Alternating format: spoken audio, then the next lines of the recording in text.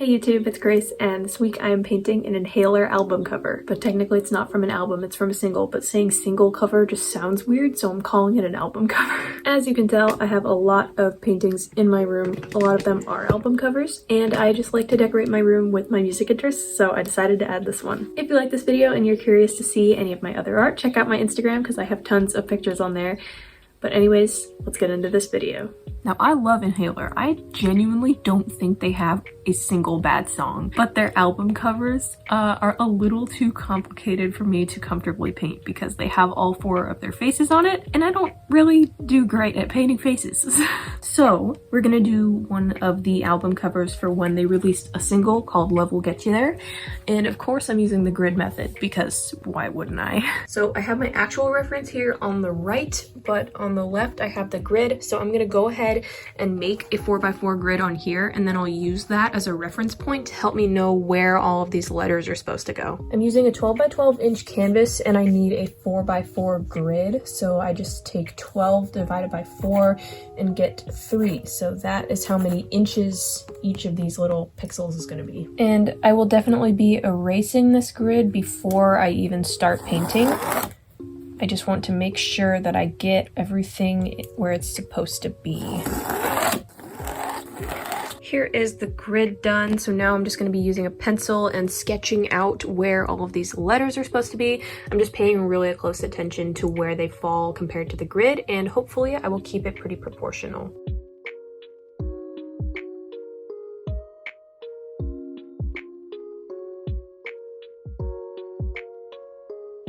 This might look a little bit messy, but overall I think the proportions are pretty good. So I'm going to go ahead and erase the grid now, and then I'm going to outline everything in either a black pen or black marker or something like that.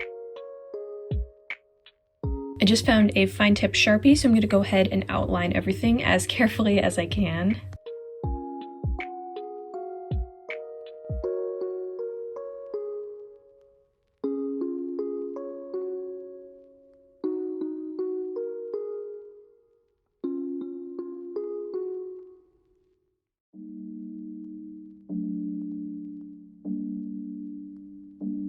I just finished outlining and already it looks so much better than it did with just the sketch. I think I'm going to try to erase a little bit more of the pencil because it's not coming off very easily.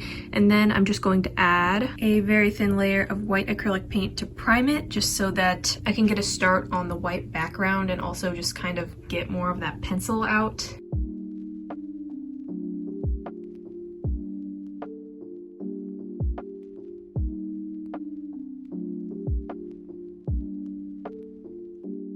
And here we are after priming. I'm not sure how well you can see it on camera, but in person I can see the outline really easily. But it is pretty faint.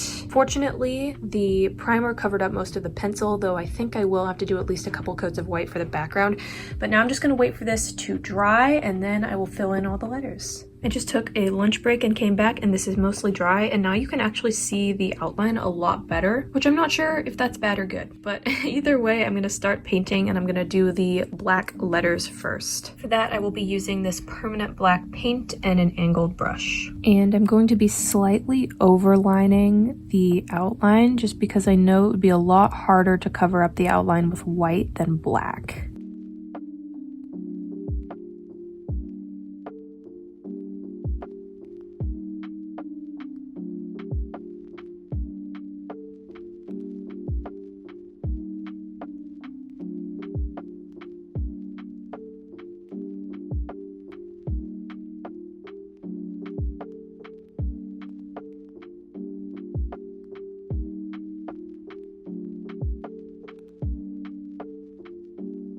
I just finished the first layer of the letters. I feel like the lines look really good, so I'm definitely going to have to add a second coat, but I'm not going to have to think about it too much.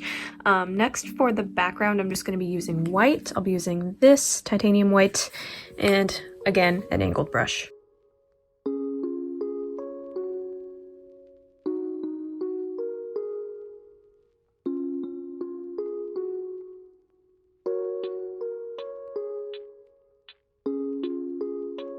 I just finished the white in the background and it actually covered the pencil a lot better than I thought it would. So I think my last step is just to go back in and add another layer of black paint, especially in the spots where you can kind of still see through it, or maybe where I messed up with the white a little bit, and just make the whole thing look a bit cleaner.